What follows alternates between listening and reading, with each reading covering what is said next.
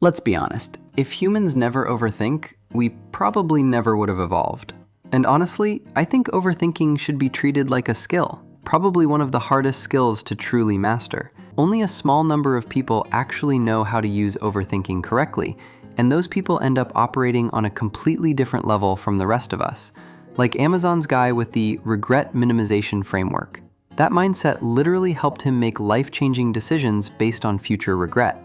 Or Reese Witherspoon in Legally Blonde once shared that being anxious became one of the biggest turning points in her career. So how do you transform overthinking into something useful? And what does correct overthinking even look like? First, you need to write things down.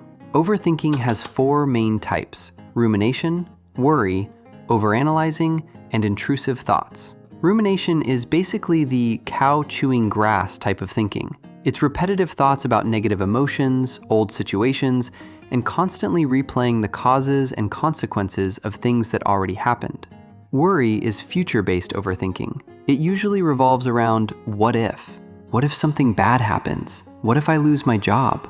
This type of thinking isn't stuck in the past like rumination. It fast forwards straight into the future and starts building an entire disaster movie inside your head. Overanalyzing is when your brain tries to control every possible outcome so nothing goes wrong and old mistakes never happen again. It creates a million plans, a million complicated thoughts, and then ends up doing absolutely nothing. Intrusive thoughts are unwanted thoughts that randomly appear in your head like, what if I hurt someone else? What if I do something sexually inappropriate? What if I swerve into traffic? What if I don't actually love my partner? These thoughts are uninvited and completely out of place. So why am I saying overthinking should be treated like a skill when everything I've talked about so far sounds negative as hell? Because of prospection, the ability to think ahead into the future. Thanks to this ability, humans don't just react to danger when it appears. We can imagine danger before it happens, prepare for it ahead of time, and sometimes survive because of it. Your brain doesn't just solve one problem, it creates dozens of possible scenarios. And that's what makes overthinking special. It can become a future simulation system. For example, look at modern 100-story buildings. Engineers design their foundation systems based on careful calculations made long before construction even begins. They have to imagine every possible way the building could collapse, as many scenarios as possible. Then they create the strongest and smartest solutions to build around those risks. Seriously, if humans never thought like this, how long do you think we'd survive storms at level 3, let alone level 13 superstorms? And even closer to everyday life, project managers do the exact same thing. They constantly think about worst-case scenarios before starting projects. They spend days and months thinking about how a project could fail to meet expectations just to create the most practical blueprint possible. Or maybe your parents. The people calculating bills before they even arrive just to make sure the family survives financially. Even entire careers are built around properly developed overthinking. Risk analysts, cybersecurity analysts, safety engineers, investment analysts. Their whole job revolves around questions like, what if this happens tomorrow? What should we do if this fails? What if the system gets hacked? And if you really look closely at all these examples, healthy overthinking usually follows this path: prospection to risk assessment to scenario planning to strategic thinking. So the real problem isn't whether overthinking is bad or good. The real problem is whether you can escape the 4 unhealthy types of overthinking I mentioned earlier. And these are some methods I learned from therapy in a nutshell, so you guys don't have to spend hours researching everything yourselves. I'll leave the video link in the comments. If you're the worry type and your brain constantly spits out questions like, what if something bad happens? Or, what if I lose my job? Then this method is for you. First, breathe slowly and let your heart rate return to normal. Then, schedule time specifically for worrying. Sounds weird, but it actually helps break the endless thought loop throughout the day. You're not trying to suppress the thoughts. You're giving them a specific time slot instead. Catch yourself worrying during the rest of the day, you just tell your mind, we'll worry about that at 5 p.m. If you're dealing with intrusive thoughts, the approach changes a little. It's called cognitive diffusion.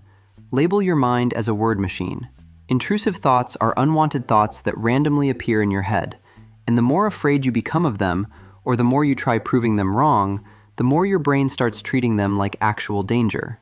So the advice here is Stop arguing with the thoughts and prove to yourself they're not as important as your brain is making them feel. If you're the overanalyzing, the author in the video says this is where you need to build trust in yourself. Focus on building up trust, not control. Trust in yourself that you can handle it. And the way our brains work is you can't just tell your brain to do this. So the practice here is intentionally doing something imperfect. Create something good, but purposely leave a tiny mistake inside it. That directly hits your fear. But the goal isn't making bad work. The goal is teaching your brain, I can make small mistakes and still be okay. I can be imperfect and still survive. You have to show your brain that you can handle uncertainty by doing something imperfectly. And if you're the rumination type, like failing a project you deeply cared about, stop endlessly blaming yourself for not doing it perfectly. Instead, ask yourself what valuable lessons you learned from it. And honestly, I believe most of you will gain something incredibly valuable from experiences like that. Find evidence that makes sense to you personally. Evidence showing that mistakes from the past are understandable. Accept that maybe back then, you were just kinda dumb. You just need to admit you were inexperienced or made the wrong choice at the time. Once those 4 unhealthy overthinking patterns stop controlling you, most of us no longer waste our entire day trapped inside pointless negative thought loops. And that's why I believe overthinking should be treated like a skill, because it's like unpolished jadeite. If you know how to sharpen it and direct it toward prediction, risk assessment, scenario planning, and strategic thinking, it genuinely becomes an incredibly useful tool used by elite-level people. A skill that, honestly, I still haven't fully mastered myself. That's what I know about overthinking so far. If you think I'm wrong or want to add something, debate me in the comments below. If the discussion is interesting enough, I'll probably respond to it in the next video. Or if you're curious why we seem dumber than our parents nowadays, click the video on the right. It won't disappoint you. Paw signing out. Stay sharp, stay weird.